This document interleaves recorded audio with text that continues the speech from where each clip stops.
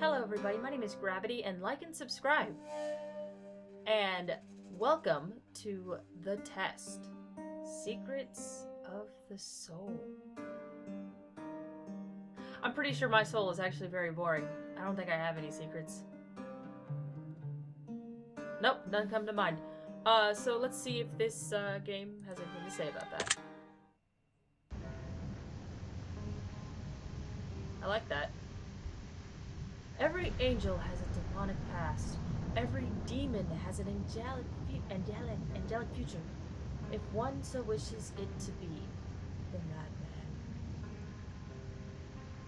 Okay.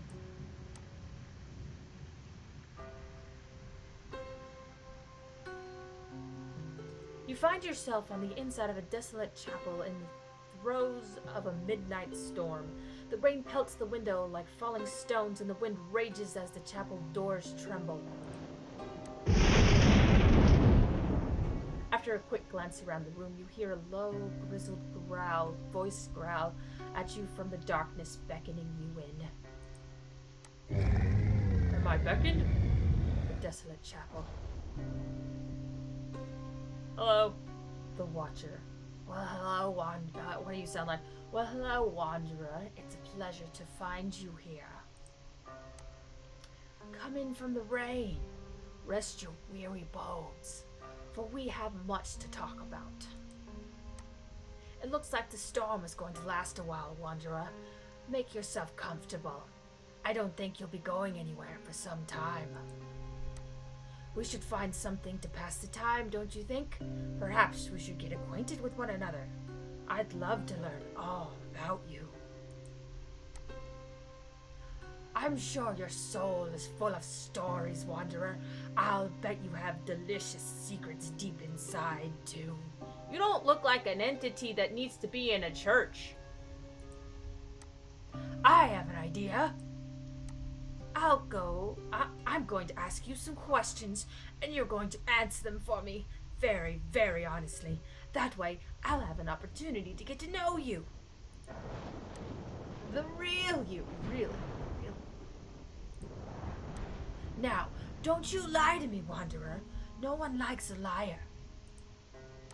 In the end, I will tell you what I see deep, deep within your soul. Does that sound like fun? Let's get started, shall we? Make yourself comfortable as we delve deep into your mind. We'll begin now. Do you know what the meaning of life is? I don't think anyone does, but everyone has their own idea of what they believe it to be, whether they believe it's nothing or whether they believe that there is a deeper meaning to everything. But do I know what the meaning of life is? I do not. I only know what I can perceive to believe. No. Enter? Okay. Do you believe beauty is ageless? Yeah, I think beauty is more than just someone's outer appearance. Beauty is more than just what people look like in general. Beauty is more of an abstract concept than that. Do you believe a human being can produce something perfect? I do, actually, and that's really fascinating because I actually have been thinking about what the word perfect actually means, and I don't think it is actually what a lot of people think it is. People like to think perfection means like something that is like not flawed, but the thing is that something that's not flawed is something that is working at full capacity. It's working in the parameters of which it was meant to function. Okay, so I don't think perfection means like perfect, like perfect. It's like I don't know how to describe that, like holier than thou or whatever, or like unblemished by the things of the ordinary people, something garbage like that. But no, but I think perfection is actually just something that is working in its full capacity to the greatest of its ability. I think that is actually what perfection is, and I think there actually are things that function at their greatest capacity, and I think those things are in a sense perfect. But I mean, the world kind of screws stuff up because the world in and of itself is not perfect, because I don't think humanity itself is not functioning at its fullest capacity, at, you know, the greatest that we could be. But even that is subjective depending on how well you function as a person and what your best, and like how you best would be in whatever you are. Okay, so I mean, technically my answer is yes. Do you believe inspiration can be created by oneself? Absolutely. Well, inspiration can be created by oneself. So here's the thing, when it comes to inspiration, when you get inspired to do something, usually inspiration, to inspire means to something breathes life into you. So can you breathe life into yourself, or does that life have to come from somewhere else in order for you to be inspired? I have to say that a lot of my inspirations, it doesn't come from just me, it comes from the people around me and the people that I observe and the people that I admire. So you know what, maybe that inspiration can fully come from yourself, but you can be inspired by yourself if you do something that you're proud of. But the thing that you did that you're proud of, is that something that you came up with on your own, or something that came from outside sources, which you were inspired by? So it's really a circular reasoning type thing. But you might be inspired yourself because you're inspired by others. That's weird. That's a weird one. I'm gonna say no, because nobody's isolated in a bubble all by themselves just to inspire themselves. That inspiration has to come from somewhere in order for you kind of uplift yourself. Because the only way you don't get inspiration from outside. Do you believe inspiration can be created by oneself? Well, technically, I feel like, this is hard, because I've been trying to be more uplifting to myself, but the only reason I'm doing that is because I was inspired by other people to do that. So it's technically not my own inspiration, but inspiration I got from others that inspired myself. This is hard. I'm gonna say no.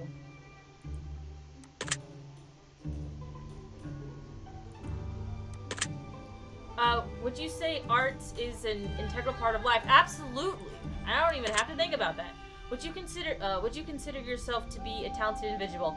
I don't know. I don't think I'm not untalented, but all the things that I can do, I feel like are like, I'm not great.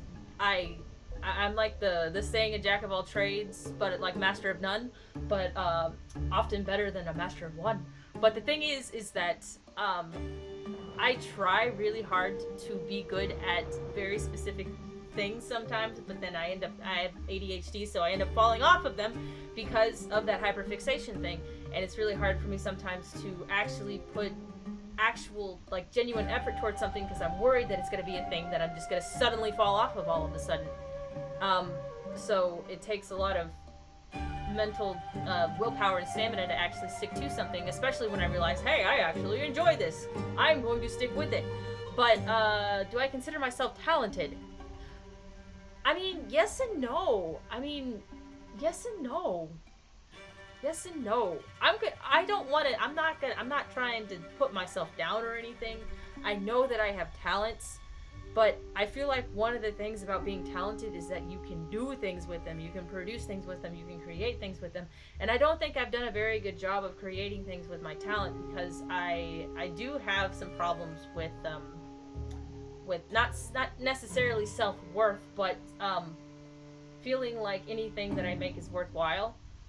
And so that kind of makes me fall off of some of the things that I try to do. Like, I tried to write a song, and I tried to legitimately do it well, and I tried to legitimately get help from, like, professionals, and then I ended up getting scammed. And that was really discouraging for me, and then I just fell off trying to write the music altogether. So it's I know that I'm talented, but it's a difficult thing when you try really hard and things just don't turn out the way that you want. But I think that I am talented. I'm not going to say that I'm not, but I just wish that it amounted to anything. Do you believe being beautiful is an advantage in life? Yeah, unfortunately, it is an advantage. I think mostly for shallow reasons, but it is an advantage. Do you think you care more about your own appearance than others care? Do you think you care more about your own appearance than others care about your appearance? So listen. Do you see this face? I don't care. Okay? I had an opportunity to get into makeup and fashion in high school, and I was just like, nope, this is just too much that I don't care about. I like to be comfortable, and I like to just let my actions speak for who I am. I don't need to put anything on my face. I don't want to wear makeup. In fact, when I do wear makeup, I hate it. I hate the texture of the plasticky wax feeling on my face. I don't care how gorgeous I look. I don't like it. So I brush my hair every day, mostly, and I wear comfortable clothes. That's what I do. So no, I'm pretty sure others probably would care more about my appearance. Would you say you care more about your appearance than others care about your appearance? No. No. Do you believe art can be judged? Okay, here's the thing about the word judged. Everyone takes the word judged and you go, bad, don't judge. You don't judge that. That's bad. No, it's not judging that is bad. It is judging in a way that is hypocritical, or judging in a way that is not constructive, or judging in a way that is assholery. That is what's wrong about judging. You know, the thing, I know it's a Bible verse, but the whole thing about judge not lest you be judged, everybody gets judged. Everybody. The problem is judging at a standard so high, looking at your nose down at people when you can't even hold that standard for yourself and you're being an asshole. That's the problem with judging. Can you judge art? Absolutely, you can judge art. That's called a critique, or a critic, but it's not necessarily a bad thing. There are right ways and wrong ways to judge, but judging in and of itself is not bad. If I looked at a piece of artwork and I go, that style doesn't really suit me, I don't really like that style, just judging by my preferences and what I like. That is a judgment, and that is not bad. All art is subjective, and the subjectiveness is a judgment based on your own taste and what you like. So yeah, the art can be judged. Do you believe people should be judged? Again, the judging is not the bad thing. It's how you do it. It's how you present yourself to others. It's what your scale of judgment is. I look at a person, and I don't know anything about them. What I want to do is immediately first give them the benefit of the doubt, because I have nothing to go on to say that they are a bad person and nothing to go on to say that they are a good person. So I default to good. Now, oh my gosh, don't walk in here.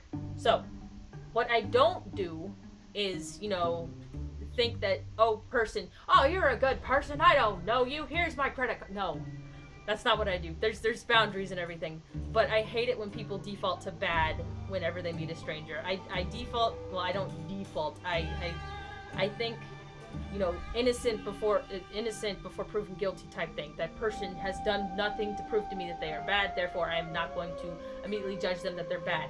But also, wisdom and don't be stupid. So, yeah, people are judged every day. The key is to not be an asshole and to have good judgment, and to make judgment calls that you hold yourself to, and you understand that standard, and you understand other people have different levels of, things that they can do. So no, I don't think judgment is bad. It's just how you do it. You believe people should be judged? Yeah. Do you believe there are certain things that exist that we cannot perceive with our own senses? Absolutely I do. How boring would it be if this was all it was? That is boring. That is boring if it's only the physical world. In fact, you don't even just exist in the physical world. You might say that, your brain holds your consciousness in your mind, but then where is everything that you think about? Is it in your head? Because it feels like it floats around my entire body. It's so weird. Now, I'm not saying you have to believe in the incorporeal world, in the spiritual sense of the world. You don't have to believe in that. But oh my god, I feel like it would be so boring for me if it didn't exist. If it might not, and that's fine. This is just what I personally believe, and I don't need to have any of what I believe I don't have to assert that as truth for it to matter to me and for me to believe it. But I do believe that there are certain things that exist that we cannot perceive with our senses.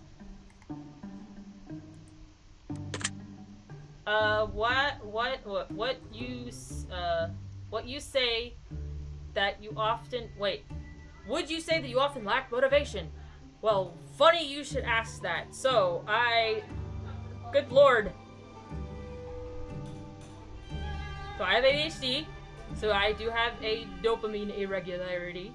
So there are times when things are really hard for me to do, and I do lack that motivation. And it's really hard because sometimes you're like, oh, I need to go do this super important thing, but I can't because, and that's the only reason, and it's really stupid. But the thing is that you need to do that thing, but you're like, oh, you know what? I'm gonna play this game first. And then when this game is done, this non-important task, then my brain be focused, and then I can go do that important thing. And it's really difficult when there are people around you who are like, why are you doing that thing that doesn't matter? You should prioritize better and go do that thing that matters first. But I'm all like, I'm just doing this first. It's quick. It's fun. That way my brain can actually focus on the important thing that I need to do. Because if I go try and do the important thing now, my brain gotta be nails on chalkboard, and it's hard to explain.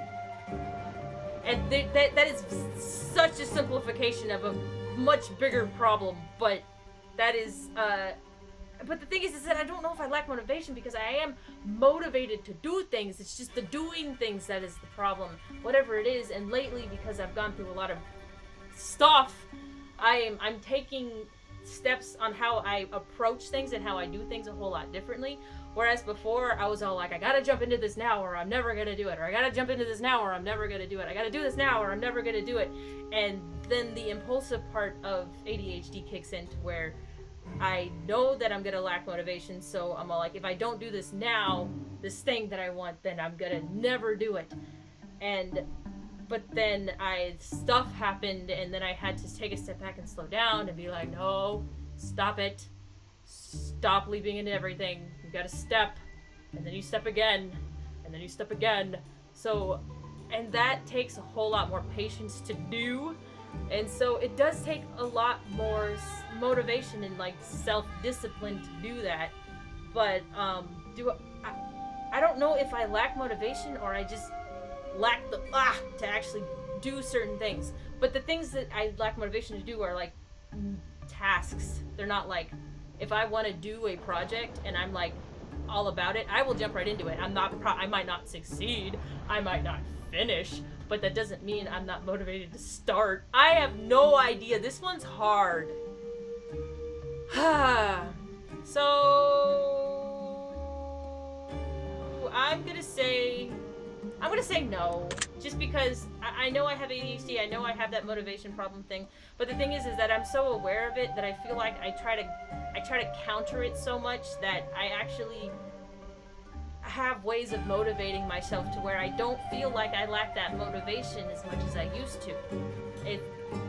And especially since, I take medication and everything, and I have my own coping mechanisms, and I have my way of doing things, because I've known that I've had ADHD since I was 5, so I've had a long time to work on this. So I'll say no. Do you believe, what does it say?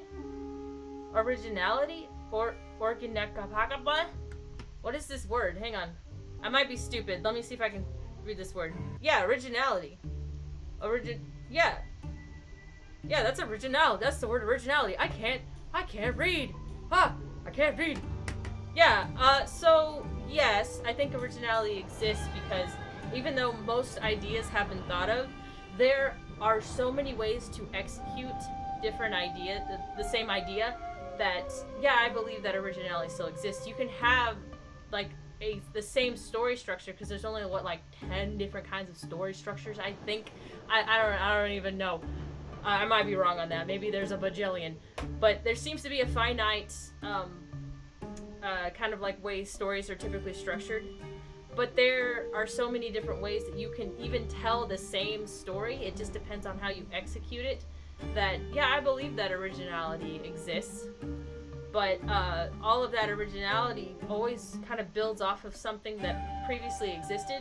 But just because something previously existed in some sort of form or another doesn't mean that it's a carbon copy. So everything is slightly different, and those differences are what give it the originality.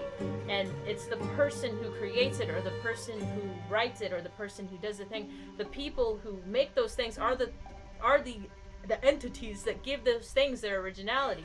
You can usually tell if someone just makes a carbon copy of something, and people will usually point it out. But if something is just like a love letter to something that already exists, then the originality of that person and who they are put into that project or that piece of art is going to shine through, and it's going to illuminate something different in that piece of art that the one before didn't have, for one reason or another, because it's a new person. So the originality comes from the person that creates it, and the inspiration is probably just one of the motivating factors that makes the person want to create something to begin with. So yeah, I think originality exists. Do you believe your imagination has a limit? Yeah, I think it does, because I am kind of boxed in by the of what I can perceive. Because, I mean, if you ask me to think of a fifth dimensional being, I don't know what that is. I can think of something weird in my head about what that would look like, but there's no way that I can actually depict in my brain or in my imagination what a fifth dimensional being would actually be. A giant glob with eyeballs all over it, the thing that popped into my head, is not necessarily the image of a fifth dimensional being. That's just whatever my brain can come up with on the spot with its limited ability to perceive something that would be in the fifth dimension. So yeah, I think imagination, I think it does have limits in that sense. Do you believe insanity is the key to being a genius? Okay, no, but I think that there are a lot of people who are called insane who are not actually, and there are a lot of people who just are really in touch with their emotions that are really heightened, and because of that, they really have to do a lot of thinking, and I think that can lead to a lot of wisdom and a lot of, things like that. But I don't think the key to being a genius is insanity, but a lot of people who are very wise and very smart, they have to be that way sometimes by necessity because of their differences and how they interact with the world. That's why a lot of people who are considered like geniuses are like autistic or neurodivergent, because they have to find new ways to interact with the world, because it's not always acceptable for them to do it the way that they would want to do it naturally. And when themselves comes out, it seems like, well, geez, why are you insane? And it's difficult. Anyway, well, for them, I'm not a genius. I'm stupid. Anyway, but I do not believe insanity is the key to being a genius, but I do believe a lot of people who are accused of being insane, I don't think that I don't think insanity is the key to being a genius. Do you believe that one day the world will speak only one universal language?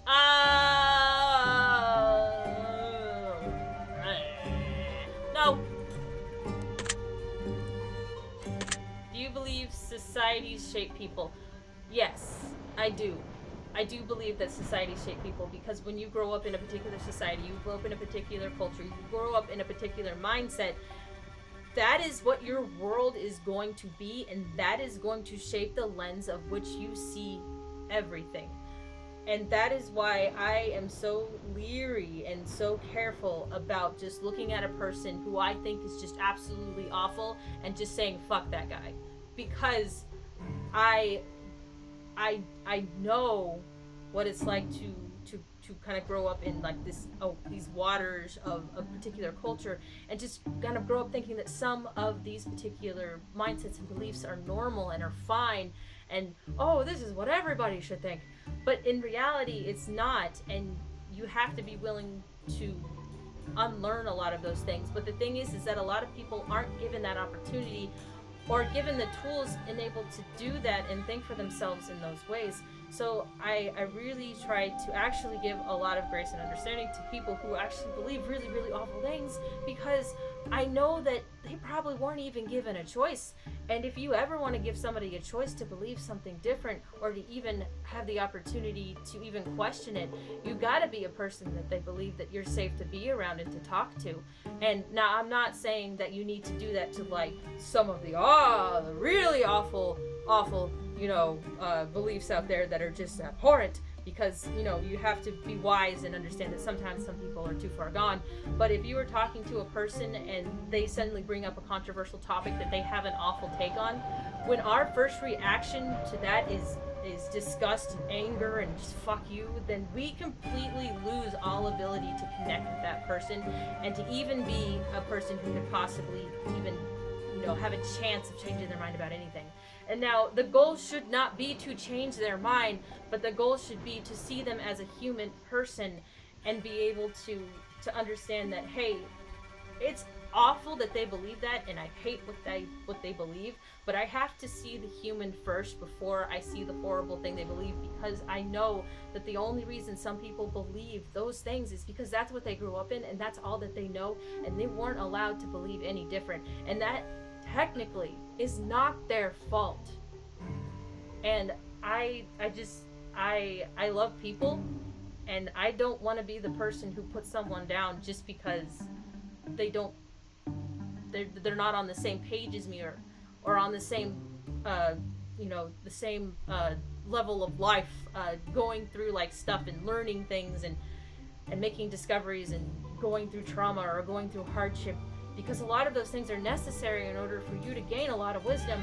And there's a lot of people who actively avoid those kinds of things. And I'm not saying go out and actively search for pain or anything, but the people who just actively try not to go through that, they miss out on a lot of learning experiences that would actually really help them grow. But anyway, as I was saying, society shapes people. It absolutely does. I'm definitely shaped by the society that I live in. There's probably still things that I believe that probably aren't great, and I don't even know about it because there's so many more things that I need to learn in life. But what I want to do is I want to be able to extend that understanding and that grace and that love and that compassion and that empathy to other people who believe awful things, because I know that I've been there and I've believed a lot of awful things. And the only reason why I don't is because, number one, I like to think. Number two, I like to ask questions, and not everyone is like that. So you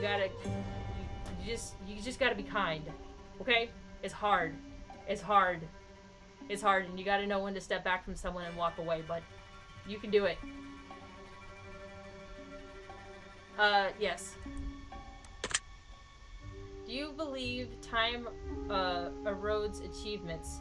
I mean, no, not really. If you if you are racing and you win the Tour de France, then you will always have won the Tour de France. You will never not have won that.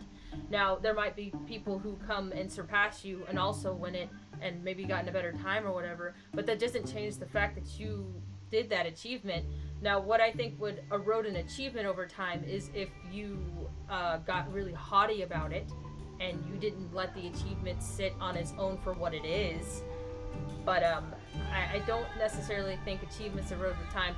I think sometimes you might achieve something, like if you're in high school and you win the championship football team. Yeah, that's a great achievement for when you're in high school, but you better damn well go do more achievements, and that better not be the highlight of your life, or yeah, that achievement will definitely erode with time, along with you and your self-worth and your hair and all those things that you were happy about in high school. They will go away. So yeah, I don't think achievements erode with time, but it is important not to be haughty about your achievements, and that when you do achieve something, that you know, when you move on to the next achievement, it's a proper level up. Healthy level up. No. Do you believe you possess free will? Yeah, I believe that I possess free will, because if I didn't possess free will, I believe that I do, but I understand the arguments about not, especially when it comes to higher power arguments of, God or whatever. I used to go to a church, and the dude who taught the Sunday school class was a hardcore Calvinist, and I would get pretty annoyed at him because I'd be like, hey, can you read the Bible instead of just trying to get us all to be Calvinists? Because I'm pretty sure there are other Christians who are not Calvinists, and they're being Christians just fine, not having to believe that God is doing this with puppet strings. Can you just read the verse and stop it? So yeah, it's really annoying. I do believe that I possess free will. I don't think there's if there is a God up there, I don't think he's doing this with puppet strings. I think that I do, and even if I don't, even if it's not true, I don't think that's something that I would accept. I think why? Besides, yeah, why would you accept that? It's a really brain-racking thing, but all I can say is that, yeah, I believe that I possess free will. And, I mean, what would I do even if it was proven that I wasn't? Would I wouldn't fall over and die. I'm really trying not to quote a person here because I really pretty much agree with them on this topic. But yeah, so as far as I'm concerned, yeah, I believe that free will is a thing. I believe that I have free will. Do you believe you are a self-fulfilling prophecy? Sometimes in a bad way. When I start something and I'll be like, I'm never gonna finish this, and then I don't finish it. That's kind of a self-fulfilling prophecy, but it's that's not a good one. Do you believe you are a self-fulfilling prophecy? I mean, here's the thing. I don't know, because I don't. What's the prophecy? What's being fulfilled? It's not like. I want this YouTube channel to be successful for reasons other than one successful YouTube channel, and that's something that I want. But that's not something that I could actually make happen because it's technically not up to me. I could put as much effort and as much work into this as possible, but it could still just amount to nothing. And I just have to be, okay with, what I did, and knowing that I did my best. I don't think I would be fulfilling a prophecy if it actually was successful, because I think that would just be based on happenstance and what people are interested in watching. And I wouldn't really be fulfilling anything. It would just be a thing. But I have no idea. I don't know how to answer this question because I don't quite understand it. So I'm going to say no. Do you believe some problems can't be solved? Yes.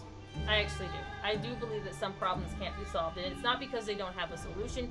It's because it takes a insurmountable amount of people to be working together in unison and in community for those problems to be solved, and that is an extremely difficult thing to do on a lot of things. There are so many controversial things that will never be solved because we will never all be of the same mind in order for them to actually get resolved. And I don't mean of the same mind as in like a hive mind. I mean of the same mind as in have the same idea of what is most beneficial and the best thing for everyone. And that is the thing about humanity, is that is always going to be different. That is always going to be different. There might be similarities, but there are some problems that aren't going to be able to be solved because we can't agree on what is best for everyone. And the thing is that even if we did agree on what is best for everyone, there would probably still be something missing. And that's why the diversity is important, because the more diverse the things there are, the more like angles you can come at something and see the different sides of everything. But it really puts a hindrance on actually trying to solve problems, because when you have such a diverse community, there are so many different angles that you really can't please everyone, and that really makes it difficult. But that's the only reason why I think that they can't be solved. I'm not saying that there aren't solutions, but just the lack of unity in what is good for humanity kind of puts a big wrench in trying to solve a lot of problems. Do you believe in the existence of karma? No, I don't. I don't believe in karma. I don't believe there's a cosmic scale of you do all these good things and then all these good things will be given back to you. I think that there is a sense that when you put forth your best and you do good, then there will be good things that will come back to you, but there will always be the random curveball of just absolute horrible things in life. And sometimes for absolutely no reason, sometimes, and because when horrible things happen, I'm not of the belief that they happen for a reason, but I am of the belief that they can happen and you can give them reason, because there's a lot of things that people learn in life that they don't learn unless they go through some sort of horrible event. But it's up to you to take that horrible thing and make it something good, because it's bad things are never going to be good things on their own. They will always be horrible unless you look at something and you find something about it that gave you life, okay? Because I went through a horrible experience and it was awful. It was. But I look back and all of the experiences that I had and all of the wisdom that I gained from that all of that is good. It is. And I'm not glad that the terrible things happened, but I'm glad that good things could have come from that awful thing. But the only reason I recognize those things is because I made sure that I did. So I made sure that I noticed those good things, because those things, they would never have happened if I wasn't trying to see them. But anyway, so no, I don't think karma exists. I don't think there's a cosmic scale, because the world is too much of a mess to think that all like the good and the bad is like balanced out. The only thing that balances out good and evil is the fact that it is actually just all smushed together, and you kind of gotta find it where it is. You gotta recognize it where it is. It's difficult, and it takes a lot of critical thinking and wisdom to see, you know, where you are and where the good is and where the bad is. And the bad is pretty obvious, but good sometimes you really have to look for, because bad is incredibly loud and really dumb, and good is, it's kind of timid and a little bit quiet, and you gotta listen for it. So no. Do you believe you can accurately measure a person's success in life? No, I don't. I don't think you can, because as much as you look at a person and go, wow, look at all the successful things they did, but you don't know about that person's internal struggles or the things that they've gone through or the things that they've had to done to even get to where they were. You can't really measure that by the outward appearance of how much somebody makes or how much stuff somebody does. Really, I think a successful person can be somebody who runs their own business, or a successful person can be someone who knows how to be there for their family, or a successful person can even be someone who, you know, has nothing but knows how to sit and be with another person. So no, I don't think you can really measure that.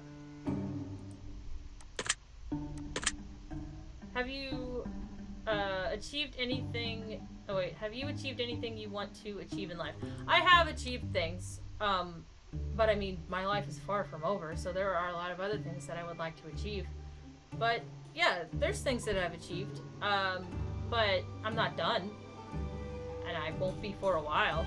I mean, I have little goals like every day that I try to achieve, and because lately I have been trying to take things more one step at a time, and that has really helped me move through a lot of different things, because previously I would try to plan out so far, but life is life and things don't always go right, so I had to pull it back, and I had to say, no, I cannot look down the road that far, because I have no idea what's even going to happen tomorrow. I need to be aware of my plans for the future, but I need to also be able to be here in the moment, and I need to plan things more like this, one step at a time. So yeah, Have you achieved...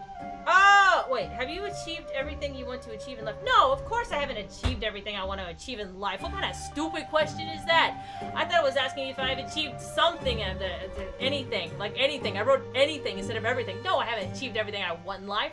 I still need this YouTube to blow up. I still need to do some stuff for my family. I still need to open a childcare center. I still need to finish being a mom. Well, that's really not anything you finish until you die. But yeah, I got lots of things that I need to achieve. What are you talking about? Of course I haven't achieved everything in life. There's lots of things that I want to do. Good lord. No, I haven't achieved everything that I want to in life. Have you ever experienced a miracle? Yeah, maybe. That depends on your definition of miracle. Because people say miracle, well, that's something that can't be explained. It's miraculous and supernatural. But the thing is that the idea of a miracle has shifted as we learn more about things, and something that was considered a miracle like way back when might not be considered a miracle now, because we have science and things that show us how things work. But the thing is that even though you know how something works doesn't mean that it's not absolutely fascinating and amazing that it works that way. But the fact that we can go like, oh yeah, the thing does the thing and the other thing, like, yeah, I'm glad that we know how it works now, but that doesn't mean that's any less cool. And so it kind of depends on what your definition of miracle is. I don't know. I actually think probably. I've probably experienced one and forgot about it. I know, how do you forget about a miracle? But, probably? Maybe. I don't know. I'm gonna say yes. Perhaps. Nah. Would you say you dream often? Yes, I have dreams all the time. Would you say you are... Yeah! Yay, nightmares! Yeah! I do have nightmares a lot. Are you sometimes afraid of yourself? Am I afraid of myself? No, I'm not afraid of myself. I can get anxious, but I'm not afraid of myself. No. Do you believe you've made an impact in this world? Not a big one, but I love talking to people. I love talking to people, and I had some experiences recently. Wonderful, amazing experiences, and I don't think that it made like a huge impact on the world, but it for sure made an impact on the person that I was talking to, and they're a part of the world. So yeah. Would you consider yourself to be a rational individual? Yes, I do. However, a lot of people think that I'm not, because I can be very loud and I can be very expressive, and then I get told, why the heck are you yelling? And I go, I'm not yelling, I'm just loud because we're talking about a thing that I like. And then so I do think about things, but with the ADHD, there is the impulse, there is the being loud, there is the being talkative. So a lot of people do see me and think, wow, she's kind of crazy, but that's not the case. It's just when I'm talking about something that I'm passionate about or that I'm interested in, I get loud, and that's a difficult thing to explain to people. But I definitely consider myself a rational person. I make mistakes. I do stupid things. In the moment when I am not in a good headspace, I can make incredibly stupid decisions. But those are times when I'm at my worst. When I am at my normal or when I am at my best, I can be very rational. I am an extremely understanding person, and I do really try to think things through. If I'm in a state where I'm just being funny, silly, goofy, then yeah, I'll probably do some stupid things for fun, and they're probably not very smart things to do. But when I'm in like serious, not really serious, but when I'm in the mode of I'm a human being talking to another human being, and we need to be able to connect, and we need to be able to communicate, and we need to be able to understand each other and know what each one of us are saying and how we're saying it. Yeah, I can be very rational. I can be, but that doesn't mean I don't have my moments of stupidity for the sake of fun, or my moments of stupidity for, because of stupid ADHD impulse. But I do my absolute best to be a rational individual. Do you believe you always have full control over your own actions? Yeah, no. And that's just because I can be very expressive and I move around. And it's not that I don't have control over my actions when I'm moving around, but it's there's some instances where I don't have anywhere for the energy in my body to go, and if I'm in a completely stressful situation, yeah, so it's hard, but and there's also the impulse thing. So I'm gonna say no, just because of I know myself and I know things that have happened in the past. But for the most part, yes, absolutely I do. But there have been times where I have like lashed out, but never at a person. Never at a person. It's usually a frustration, and I don't have anywhere for any in my body to go. And there have been a couple of holes in the wall, but only walls. And I hate the fact that, like, oh, you monster, you destroyed a drywall. Yeah, because it's not a person. So shut up. Good lord. Ugh. But anyway, yeah, that's only happened twice in my life. So shut up.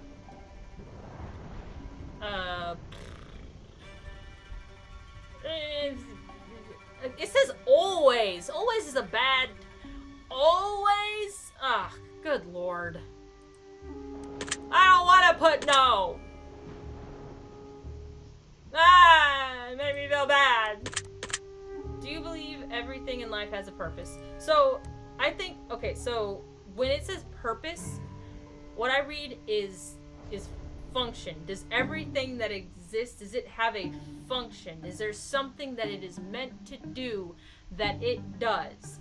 So, even if it is a rock is a thing. Does a rock have a function? Yes, it's part of the earth. It's part of the thing that makes up the planet. It has a function. It is meant to be a rock. So that rock technically does have a purpose. And its purpose is pretty much just to exist. Or, like, this is a can. This can has a purpose because it has a function in which it is meant to hold liquid. Or hold soda. So everything in life, I think, does have a purpose. Even if you don't like its purpose or you don't like its function, doesn't mean that it doesn't have a function. Because even things like bugs, like a cockroach. I hate cockroaches and I wish they didn't exist. But I know that in the ecosystem of life that they do have a purpose when it comes to things like getting rid of waste and like decomposition and all that disgusting stuff. And so they do have something that they exist in. They do have a function. Even if they disappeared from the entire planet and something else replaced them, that wouldn't mean that they didn't have that function. So I think that everything has a purpose in life and that it has a function. Now, you can say that, oh, that thing doesn't have to exist because its function can be done by that thing over there. That doesn't matter, because whether or not there are multiple things that can do the same function, if something has a function, then it has a purpose. So there are things that don't work and don't function. So, but the thing is that they originally were built for something, or to be part of something. So they had a purpose or a function that they can no longer, do. But that didn't mean they did not originally have a purpose or function. So, yeah. Would you consider yourself to be a fearful person? No! I am not afraid. In fact, I make some pretty stupid decisions sometimes because I'm not afraid. Because I hate being afraid.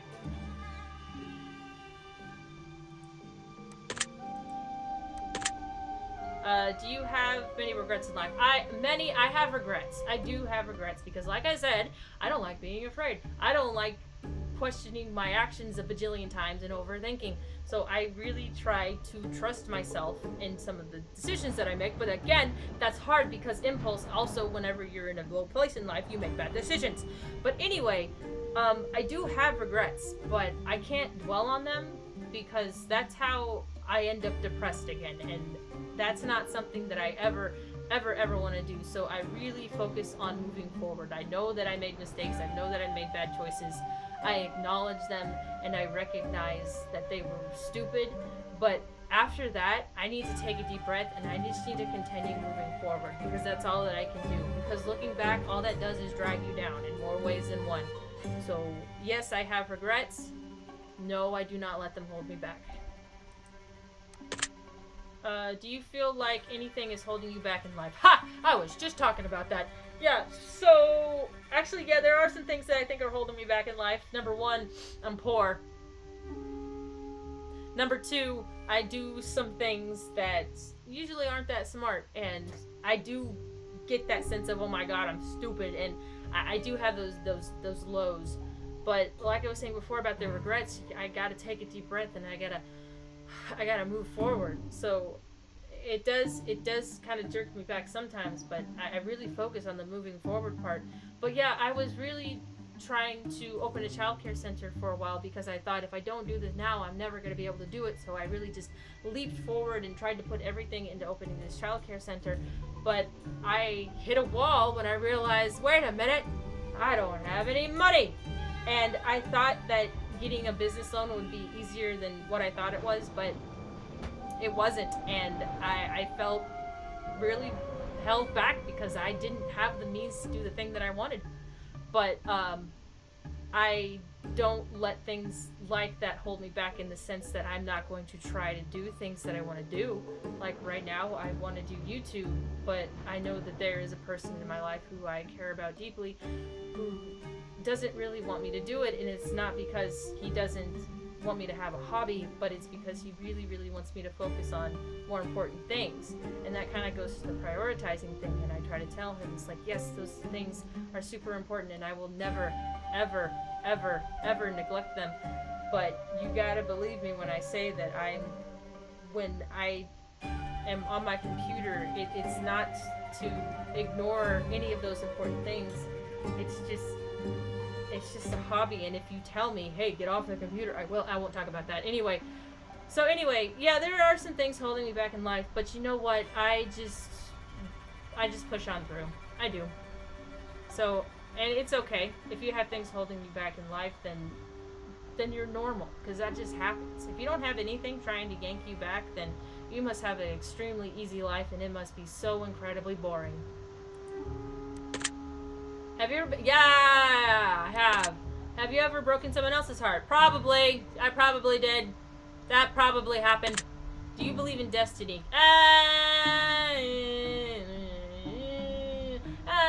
That's kind of tricky, because you're all like, it's your destiny to do this. Why? Why is it my destiny to do that? But then you're all like, it's my destiny to do this, and then you give yourself a goal. So I think, if you think of destiny as in there's a goal that you're trying to achieve, then sure, fine. But I don't like the idea of, like, you have to do that, it's your destiny. I don't like that. Nope.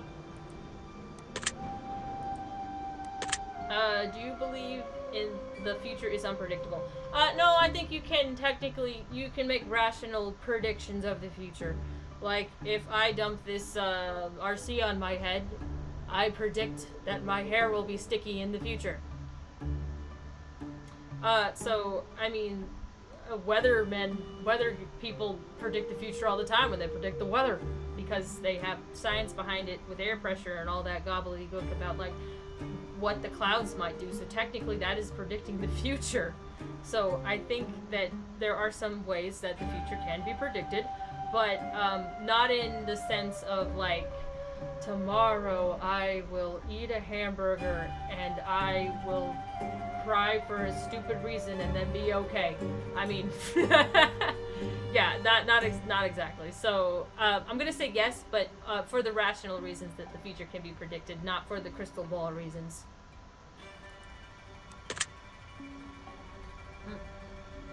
Do you believe all things in life are connected in some way?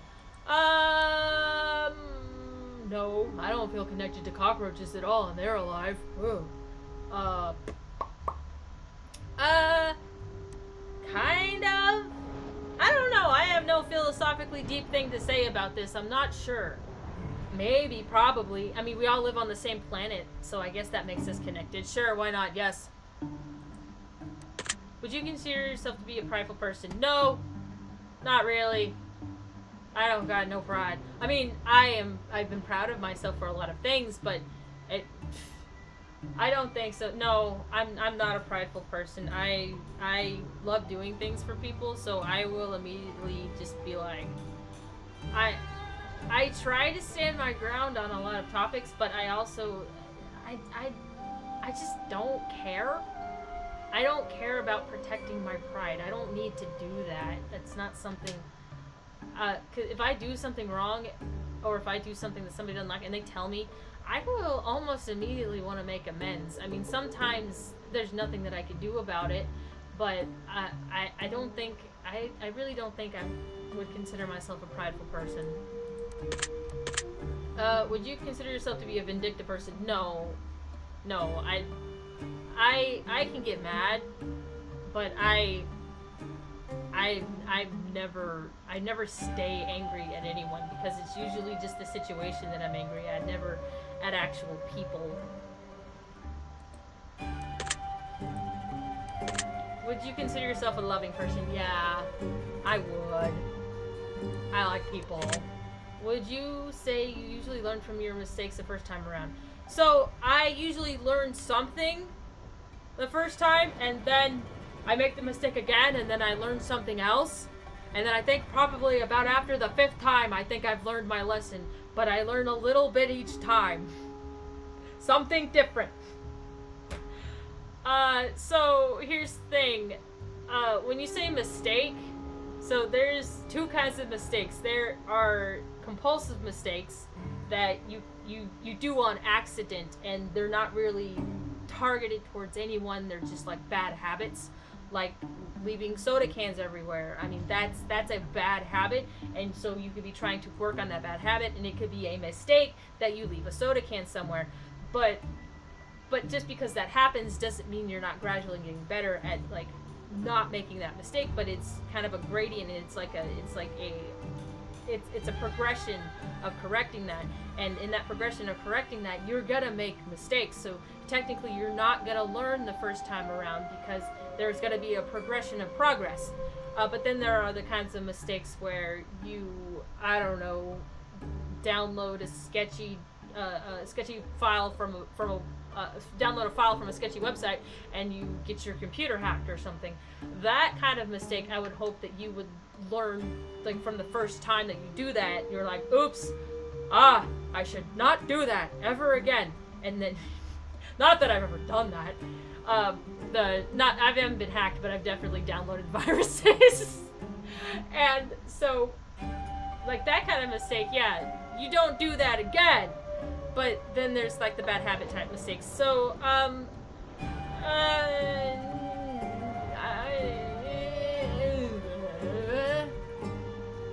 am always willing to make changes, but I will never not make mistakes. And hopefully the mistakes I make are different than the ones I made previously, but sometimes I make the same mistake more than once. Do you believe that true equality exists in the world? No, I don't. I don't like it. But the thing is that it exists on paper, kind of, in a sense. But no, there's definitely inequalities that exist in the water, just in the air of the culture that we live in, that we really can't do anything about unless there's a massive cultural shift. And those usually either happen extremely gradually, or some absolutely ginormous event has to happen to make everything go. But as of right now, no, I don't think there is. And even if those gradual things happen, or even if that shift happened, there is always going to be an imbalance somewhere, because people be people.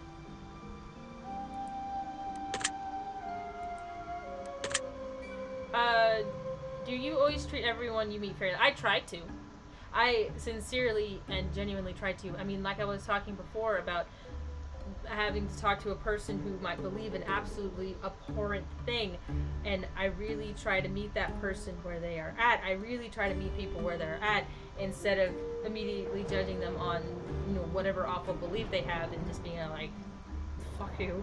So I don't like doing that. So if I really do try to treat people fairly in the way that I try to meet them where they're at and have some understanding of where they are and why. And after, talking to someone or having some form of, friendship or relationship with a person after a while, then I can make a better full judgment on whether that person is worth my time and my effort of friendship, or if I should just, step back and walk away and then actually say fuck you. I don't know. But I do try to meet everyone with the same kind of fairness. Do you believe you should... do you believe you're always being treated fairly?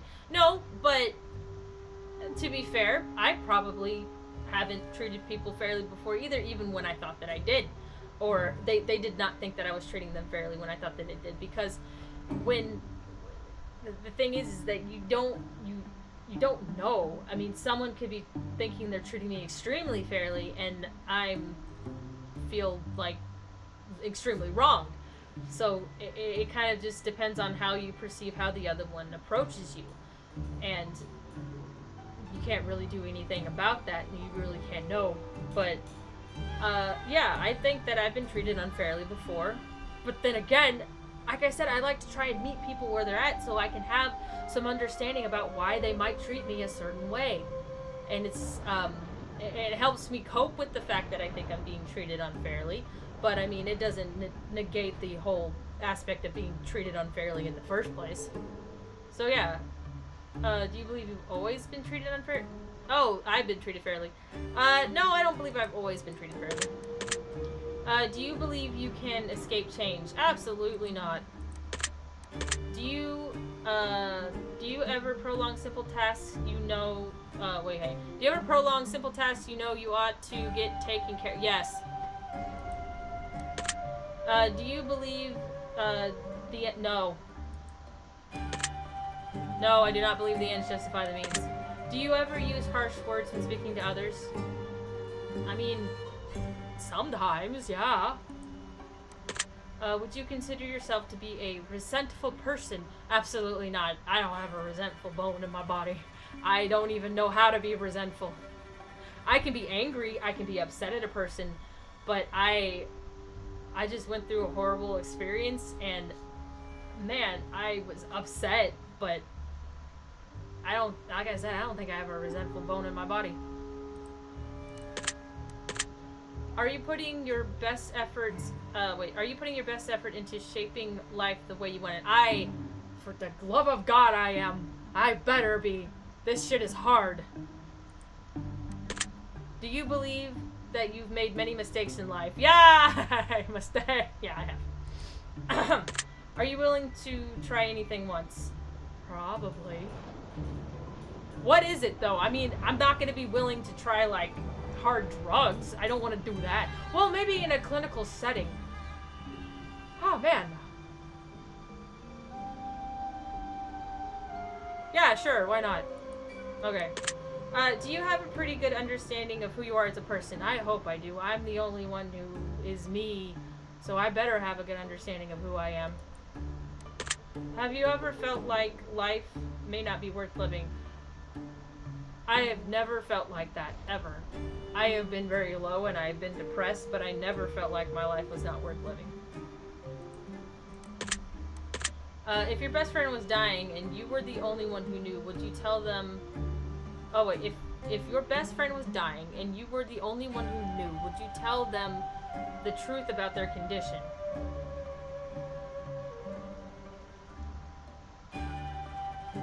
I mean... You say dying, do you mean immediately shriveling up and dying, or is it like a prolonged process? Because, I mean, dying of what? And what is it, cancer? What, am I not gonna tell my friend they have cancer? That's kind of fucked up. I would tell them... if your best... yeah. Do you believe, So... I'm not gonna go too deep into this, but I think there are some circumstances in which it would be acceptable, but they are very it's a very difficult topic to discuss. I am worried that I don't ever want this to be used flippantly, but I think there are some situations in which if a person has been struggling their entire life with a particular disease and they have just decided they are done fighting and it's a reasonable decision to say, then yeah, I think so. I think there are circumstances in which it's permissible, but it's gotta be like something that is not readily available to everyone. Absolutely not, because no, there has to be very specific stipulations on whether or not it is acceptable. But so yeah. Have you ever wanted to live forever? So here's the thing. My current belief kind of supposed to end with everybody living forever, but the thing is that I don't think that means what everybody thinks it means, because I don't think that means forever life, like, oh, in heaven, or even forever life in our physical bodies. Now, what I think that means is that life will be functioning in the way that it was meant to function, and so it will be forever. And I know that is a really roundabout way and weird way to say that, but I've been reading books. Now, when it says live forever, if there was some circumstance in which our physical bodies somehow were made perfect, and when I say made perfect, I mean functioning fully in the capacity that they're supposed to function, and our souls and our beings are fully functioning in the capacity that we were meant to function, and everyone is together in like unison, not in like weird creepy unison, but in like people are just themselves, but like not a-holes the way that we kind of want the world to be, and we were able to be in that perfection and somehow live forever. I think we would be able to handle it because things would be how they are meant to, but I don't think that's what that means. I think that even if there is some perfected version of the world somewhere down the line, I think physical death would still technically be a thing, but I don't know. I've thought about the concept of living forever, but it's a difficult concept to think about, because what is that? I wouldn't want to live forever in the state of which I am now. That would be awful. I wouldn't want that. But if I lived forever in a state of which I was made whole, and the things about me that I feel like were missing were completed, and that I was able to be myself in my fullest capacity, in the fullest form of which I was to function, then maybe I would be able to handle living forever. But I don't know. But being that my current belief is supposed to end with everlasting life, which I think about a lot, and I don't need it to be true. I really don't. But it's supposed to be part of the hope of my faith, and it's just weird, honestly. But I think there's so much about it that I'm just not grasping, or I'm missing the concept of, that I think that it's probably means something completely different than whatever was taught to me in church or whatever, because there are so many things that are misinterpreted in scripture and so far removed from when they were originally written and who they were written to, that there has just been a myriad of just misunderstandings, and so I have thought about living forever, but I also don't think it's what people think, in the sense of that particular belief.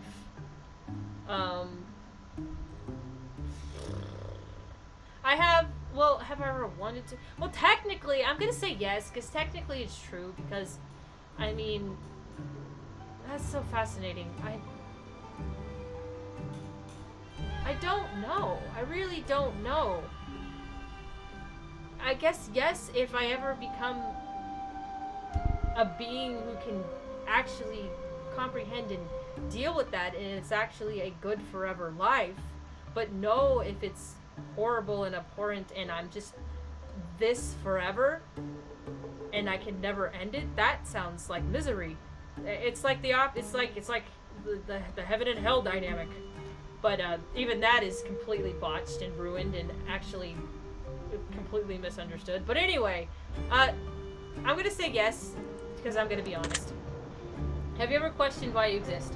I mean, who hasn't?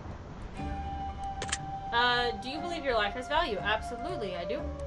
Have you ever doubted your own existence? Have you ever stared into the abyss and wondered, where the heck where are my thoughts? Where does sound go whenever it's done being sound? What am I? What is time? How do I exist from one moment to the next? What's actually moving to make time go forward? What are these things on the ends of my hands? What are hands? I don't even have to be high. Yeah. Have you considered yourself to be defective? Yeah. No! Yeah, growing up with ADHD, just being aware of it since I was 5, yeah, I felt like I was defective. I felt like I have to have modded tests. I have to have all of these things that are supposed to, like, oh, they're supposed to help me and level the playing field with all my peers, but all I felt like is that I was defective and I wasn't like everyone else, and I didn't like that, so I spent a lot of time just trying to beat myself up, just trying to will myself to not be ADHD, and that was awful. So yeah, there was a time where I definitely considered myself defective. I've accepted myself a whole lot more now. There are parts of myself that I really don't like, but I also really do like, because I know that it's just a part of being human. But it feels pretty awful sometimes when I go through this kind of like wave of emotions, and they're completely reasonable to feel, but there's people around me who just don't understand why I do that, and it's difficult, and it really does make me feel defective sometimes. But I know that I'm not. I know I'm just a person. Do you believe good can exist without the Yes, good can absolutely exist without the contrast of evil, and this is why. So here's the thing. So, love, just pretend like we don't argue about what love is. Just the idea of love is a good thing. Love does not need evil in any form or fashion to be love. Love is love. And it's love. It's just love. It doesn't need anything else. It just is good. Love is good. In its purest form, love is good. And that is it. It does not need evil to be good. Now, let's take evil. Evil is bad. It's bad. It's stupid. And it messes things up. And it's dumb. But this thing is that good can come over here and be like, hey, bad, you're stupid, and I don't like you, and I'm gonna take things that you do to people, and I'm gonna turn them into good things. And you can't do anything about it. So, meh. But the thing is that evil cannot do that to good. Evil cannot go to good and go, hey, good, I'm gonna take your good things and make them bad. No, you're not. You can't do that. Because it can't. Because what evil can do is it can lie. It can lie and say, oh, you can't be nice to that person because then they might hurt you, and that would be bad. And then what evil does is make you afraid to do good. But evil can never take good and make it evil. All evil can do is make you afraid to do good. That's all evil does, is make you fear. Good can take things from evil and say, no, they don't have to be afraid. They can go through this and they can come out stronger and wiser on the other side. So good can always take evil and have something good produced out of it. But evil can never take good and produce evil from good. That doesn't work that way. All evil can do is make you afraid. So good can exist on its own without the contrast of evil. But evil is just there to make you afraid to do good. Okay, does that make sense? Now, I know there's probably different ways I could have said that, and I know there's probably better ways that I could have said that, but I absolutely believe that good can exist without evil. Good does not need evil to exist. It doesn't. Evil exists to spite good, and that's about it. Do you believe good can exist without evil? Yes, I do. Have you ever felt like you were placed? Do you ever feel like you were placed here for a greater purpose than what you serve? So yes and no. I think that greater purpose is a whole lot smaller and a whole lot more simple than a lot of people think. I don't think I'm meant to go out and do these amazing things, but I do think that I do have a greater purpose in the small things that I do, and the small, like the meaningful relationships that I build, and my greater purpose is kind of in those relationships that I build. But when you say greater purpose, people kind of conflate that with being like a great leader or a great pioneer, or you go and you do something big. I don't need to do any of those things to have a greater purpose.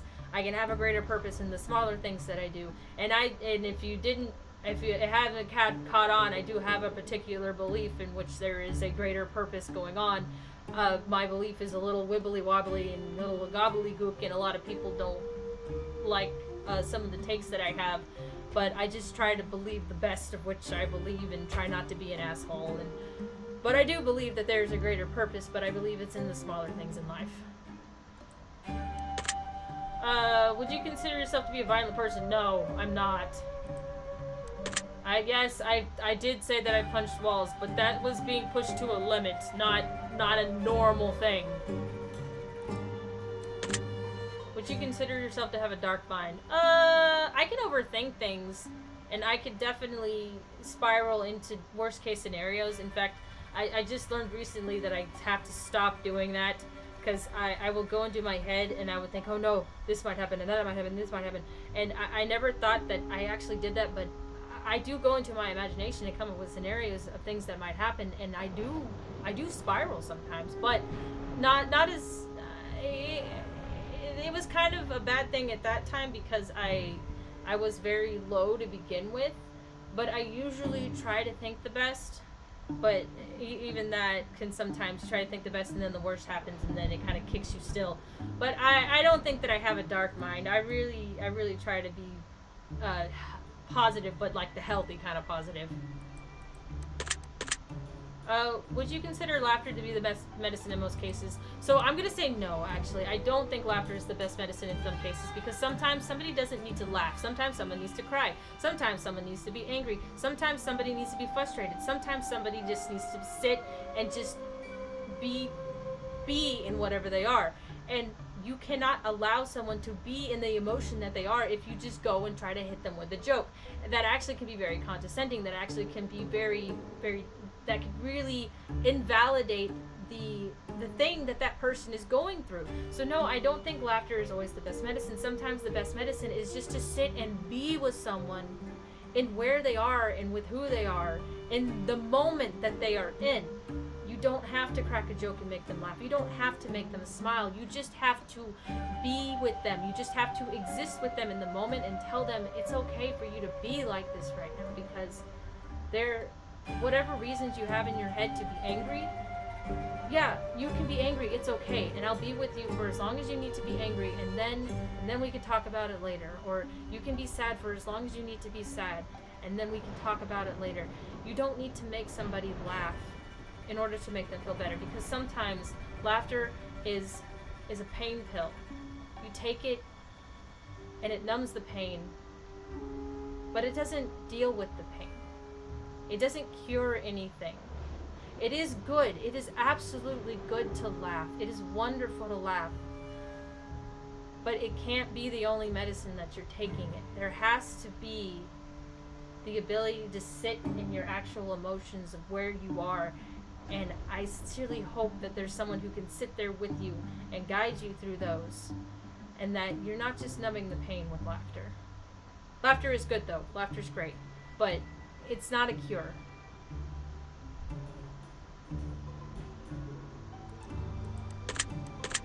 Have you ever loved someone who did not love you in return? Probably.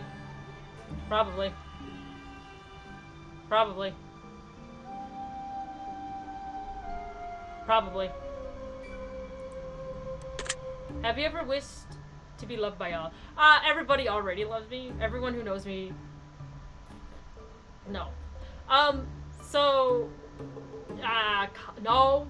No, I mean, I don't know. I try to be a person who people want to be around. I really do, and I'm so surprised that I've actually kind of gathered some people around me in some circles, and they actually enjoy my company, and that makes me feel really good.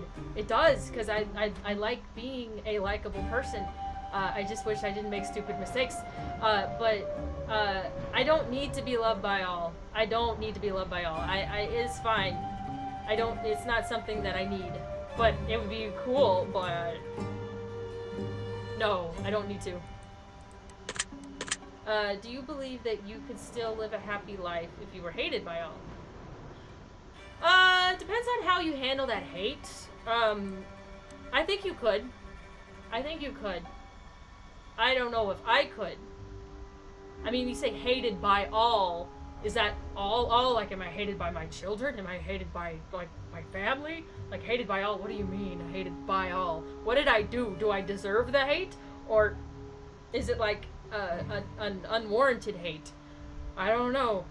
There's not an I don't know here. I would put no, just because I think, I don't know if I can handle that. The all part. Are you initially afraid of letting others get close to you for any reason? So I probably try to get close to people a little bit too quickly, because relationships are important to me, and I like being there for people, and I want people to know that I want to be there for them. So I probably try to and getting too close to people too quickly. So they're probably the ones trying to back up away from me. So yeah, that's a problem. But no, I'm not afraid of letting others get close to me, because I like people, and I'd prefer to have a kind of a good relationship with people that I know, and that kind of involves knowing things about people. So no.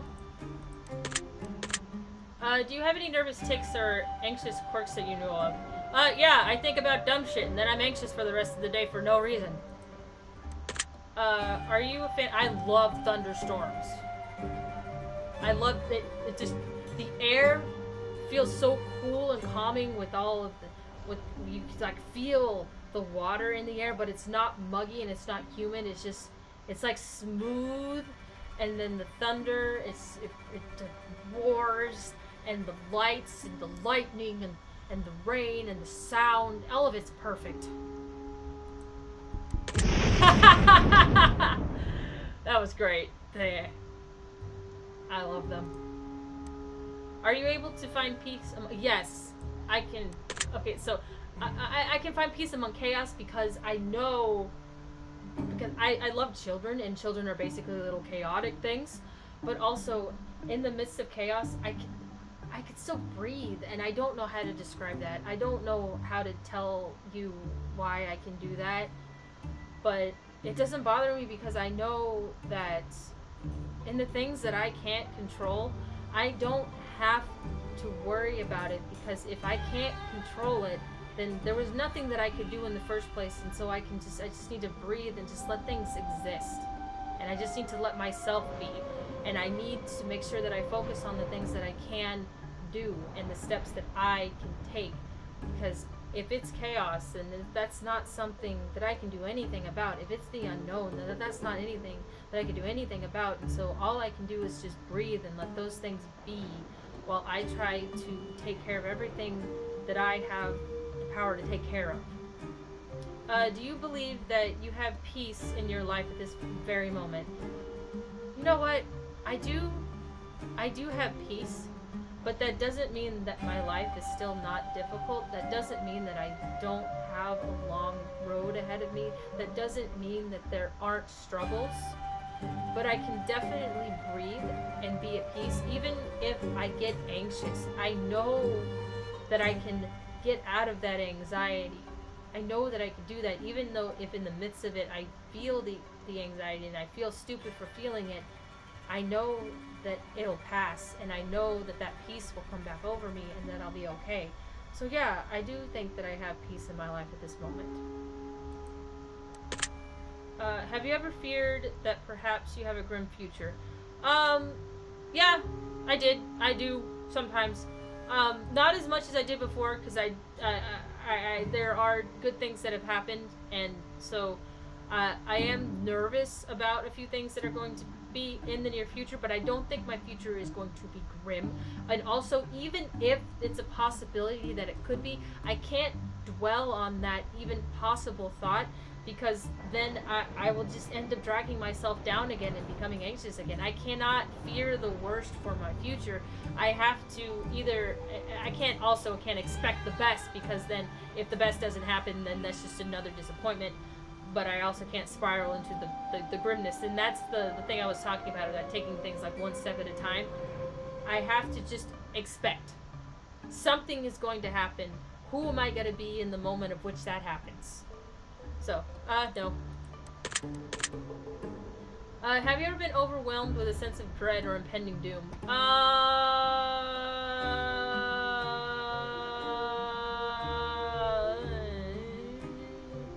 mean, I have recently, actually, during my awful thing that happens, but it's happened once that I can actually think of. But yeah. Would you say you have many friends? So, I don't have any friends. No, I have friends, but I don't have any, like, close friends like I wish that I had, but I definitely have people who care about me. I definitely have people that I can go to if I'm struggling. I definitely have people that I can go to like that, but something that I always wanted was, like, a best friend that, like, they have on the sitcoms, where they walk into your house and they eat food out of your fridge, and then you walk into the room and be like, hey, what you doing here? Yeah, I always kind of wanted a friend like that, but that never happened. And I mean, I'm not dead yet. It still could possibly happen, but the older you get, the more likely that you're not going to get any new friends. But I like to be friends with everyone, but at the same time, it's like you really got to form a bond like that early on, and nobody liked me in school, so I never really got that bond, and I didn't really make any friends in college, and so it's just kind of me. I mean, I met my husband, and that's complicated, but we're good. But anyway, so yeah, I don't really have many friends. I do have friends, but a lot of them are online friends, and I've had really good conversations with them, and I really do care about them as people. But it's really hard not having like a physical friend you can just call up and be like, hey, let's go do something. That's difficult. And I mean, I have my siblings, I have my sisters, but you know, sister is a little bit different than, like, friend. So I'm gonna say no. Would you say I don't have any enemies? Nope, no enemies. Would you ever trust someone entirely without question? Not without question, no. Well, I mean, would I trust my dad without question? Yeah. Would I trust maybe I trust my mom? I don't know. No, I'm kidding. But I mean, would I trust, like, a family member? Have you ever trusted someone to? Well, I mean, I still might question a little bit, so I'll say no. Do you still sometimes believe you're destined to be a hero? No. No, I'm not. No. I'm not fooling myself like that. No. No. Do you sometimes believe that you're destined to be... No. No. If you had superhuman powers, would you use them exclusively for good? I'd probably use them for some stupid things, but I would probably mostly want to use them for good. Do you often find beauty in those who cannot find beauty within themselves? I love doing that. Whenever I'm talking to a person and they just are completely shitting on themselves, I tell them to shut the fuck up, and I try to tell them, like, all the wonderful things about them. Even if I don't know them very well, I try to be like, shut up, dude. Like, there is no way that a beautiful human being could be all those terrible things and not one good thing. I don't believe that. Not for 1 second. And even if I don't know any specifics, I can tell you right now that it's going to be extremely difficult for you to even think of a good thing about yourself if all you ever do is point out all the bad. Because bad things are really easy to find. But sometimes you need another person to point out the good things about you. And I wish I knew you more personally so that I could tell you all of the absolutely wonderful things about you. But yeah, that just sucks.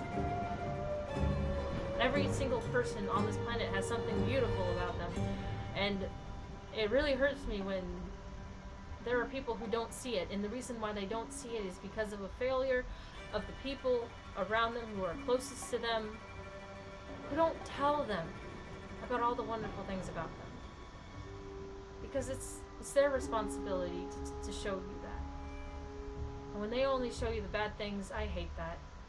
I do, to my core.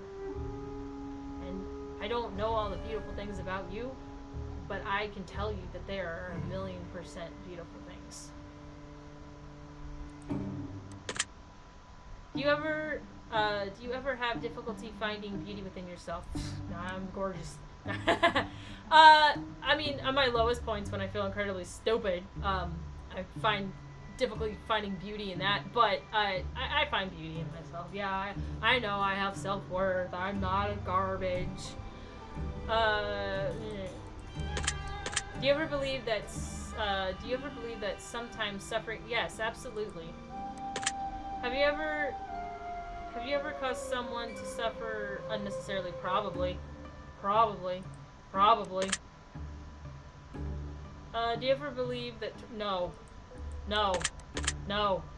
Have you ever felt like life is torturing you? Yeah, sometimes. Do you ever believe that war is necessary for peace? It shouldn't be, but people be people. I don't think war is necessary for peace, but it is a thing that happens. But I mean, sometimes you gotta fight, but half the time it's usually two idiots fighting each other over something dumb.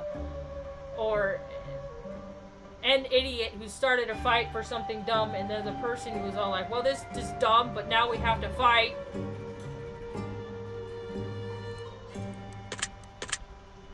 Do you find violence to be entertaining? I mean, there's slapstick, there's, like, animated comical humor. I don't, but there's a lot of versions of slapstick that I don't like just because I guess it makes me uncomfortable because it looks like it hurts, even though it obviously doesn't because it's supposed to be funny. But I mean, I was just talking about me liking Cocaine Bear, and I actually laughed at a lot of the violence in that. So yeah, violence can be entertaining, but it's gotta be done right.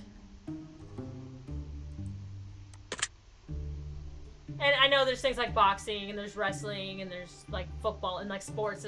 There's lots of sports that can get pretty violent, but with things like that, there's usually proper safety things put in place, and nobody's actually trying to kill anybody. Do you believe morality can be taught? Well, yeah, it kind of has to be. But, I mean, what that means is gonna be different, from, like, culture to culture, place to place, but yeah. Do you believe that success is always a good thing? Well, it depends on your definition of success. No, I don't think success is always a good thing. I think sometimes failure is super important in order to actually appreciate some of the successes that you get.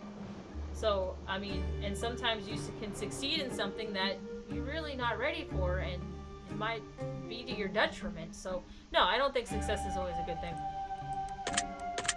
If you could get away with breaking any law that you want, would you walk around, if you could get away with any law, what would you walk around doing anything and everything you wanted? So, oh my god, there are so many laws that are put in place as, like, liability laws that, like, stop people from, like, doing, like, common sense things. Oh my god, I would walk around and I would probably do a whole bunch of just Oh my gosh. So I don't know. Some of those technically aren't laws; they're just like policies. So does that? I mean, I wouldn't walk around doing anything I wanted, but even if when you say that, it seems like, oh, you're gonna go steal stuff. Oh, you're gonna go do bad things. But seriously, I would probably just walk into a store. I would probably grab a bunch of stuff and then go hand it out for free, because I'm that guy. Would you say that you always know right from wrong when making decisions in life? I mean, I try, but I mean, obviously, I'm not always gonna make the right choices, but I'm pretty sure I have a pretty decent sense of right and wrong. Would you consider yourself to be an excellent judge of character? I try.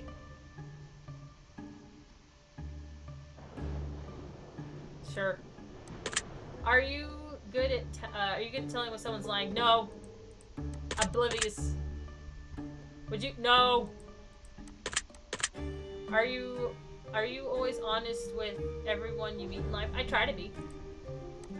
If you ever found a stray animal and bonded with it over the course of a year, only to be confronted by the owner a year later, asking for, yeah, I would. So, man, I did not have a consistent pet growing up. I didn't, so I never really formed a meaningful bond with any of the pets that I ever had. So,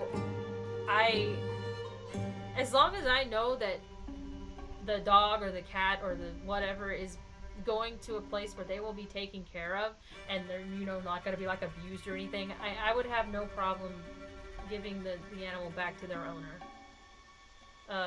Would you return? Yes, I would. Do you often see the good in someone even when it isn't there? I do. I'm a big dumb dummy like that, and I'm all like, that's a person, and they're like that because of awful, awful things, and it's not fair, and it's stupid that they're like that because everything could have been different if they just didn't grow up in the freaking environment that they did. And if they were just given the ability and the tools to learn other things and to think about other ways of thinking things, and it's not fair and it's stupid and I don't like it and I'm mad at the situation and not the person, and I think that they could actually be a really amazing, awesome person if all of those things didn't happen. So yeah, I do. Do you believe the difference between good and evil is a matter of opinion? So I think morality is very wibbly wobbly and squishy and mushy because of the different cultures and how things are perceived, and like what's considered polite, what's considered like a meaningful action, what's considered like all of the things are like what's considered a what's the word, like the right thing to do. That is gonna waver, but good and evil on its own, I think, is a more base of like incorporeal like existence of things in the non-physical world. So I don't think good and evil are a matter of opinions, but the morality or lack thereof that surrounds them is, if that makes any sense. For example, evil is always evil. Good is always good. But like I was saying before, good can take evil situations and through that can produce something good, but like evil can't take good situations and then produce something bad. All evil can do is make you afraid to do good. But I think that good and evil, like let's take like compassion. Compassion is a good thing. The only way that compassion looks like a bad thing is when evil tries to make you afraid to be compassionate. Or love. Love is a good thing. The only thing that evil does with love is make you afraid to love people. So good things are always good, and evil tries to screw up good things. But that's my understanding of it. I think but you know, when you have good and evil and you have the world and all the people in it, everything is everything is all mushed together and everything is extremely complicated and stupid. Everything is emulsified and just glommed together. But I do think that good is good and evil is evil, but it's not a straight line. Everything is just messed up, but I do think good produces good things and evil produces evil things, but the opinion is on the morality of it, what is the right thing to do, what is the wrong thing to do. That is really going to be dependent on where you are in the world and what culture you're in and what kind of things are going on. Okay. Do you believe... No.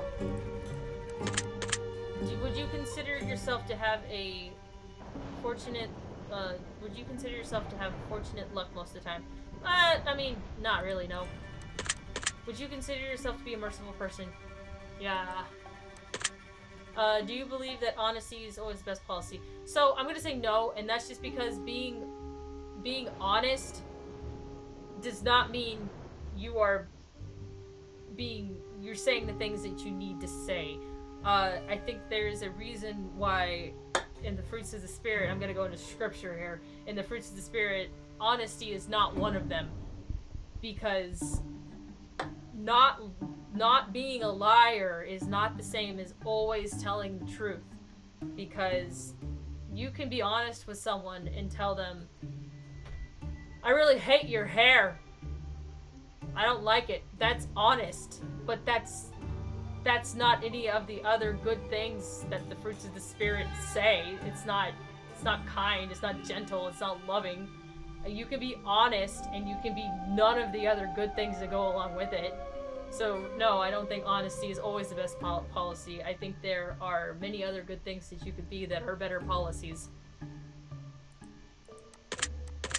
Have you ever broken an important promise even though you knew that you shouldn't? Probably.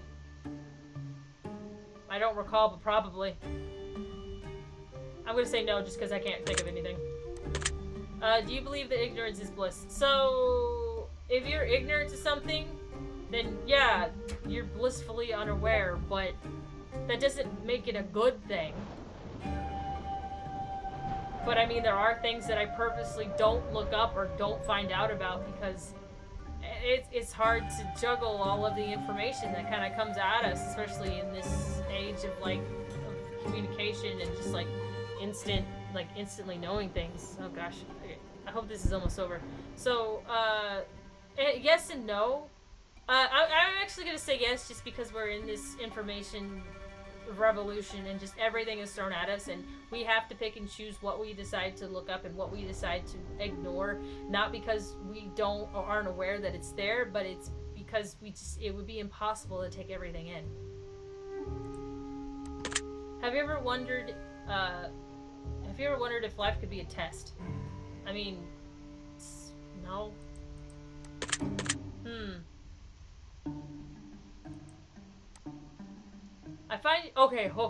Please let this be over. I'm getting tired. I find your answers very interesting, Wanderer. I believe I've got to know you so much better in such a short period of time. I'd like to thank you for allowing me the opportunity. It truly has been a pleasure. As a token of my gratitude, I would like to bestow upon you a gift. This is a gift of insight, Wanderer. I will tell you what I see deep within you. Please listen to my words carefully, Wanderer, for they bear the weight of your soul, the gravity of your soul. As we walk through the shadow of the valley of death, evil, gnarled hands reach out for us, poking, prodding, pushing, and pulling us into the blistering sun. It wishes us to walk in the hellfire and to burn among the others who did not stay in the shadows long enough to be saved.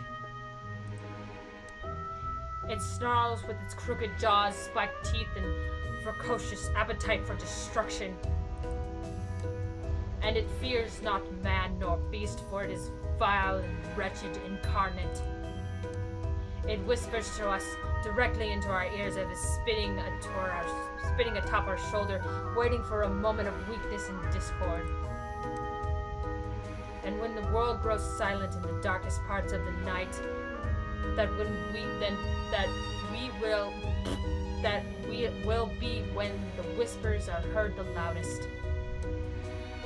When the silence is deafening and their voices cannot be missed nor mistaken, that is when they spit jagged words, forged to cut deep into our souls and bleed us dry in the night. We mustn't listen, wanderer. We mustn't let their words take hold. They plant iniquities, seeds that twist and contort with their sacred soil. And those seeds will grow into wicked roots and branches that blind us in our prisoner's garden, where we will wither and rot and waste away into nothingness like those who have come before us. Then the war rages on inside your head, and everyone you trust is dead and gone when you're alone to sit with your thoughts of dread. You must remember one thing, and one thing only. Those who sow in suffering will reap bountiful harvests of joy and triumph.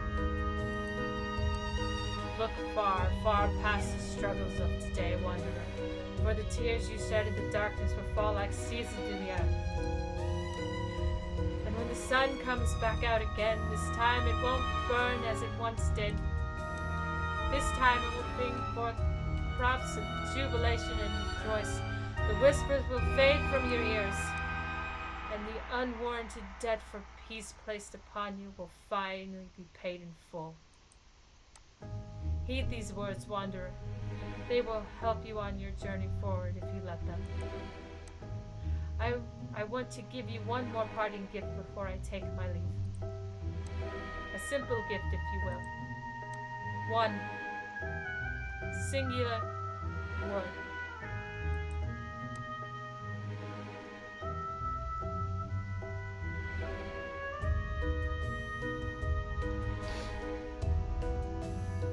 And that gifted word is garden. Remember this word moving forward, for it will help you in ways that you couldn't possibly fathom. Trust me on that. And with that, I take my leave. Until next time, wanderer.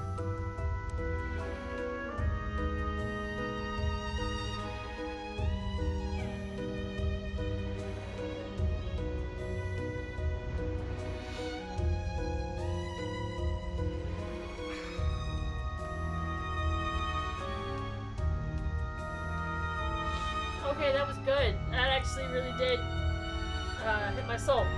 Man, I didn't expect that to actually see my soul. Good lord.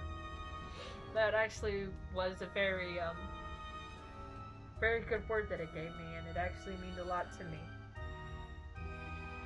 I didn't think I was gonna cry. Anyway. Yeah,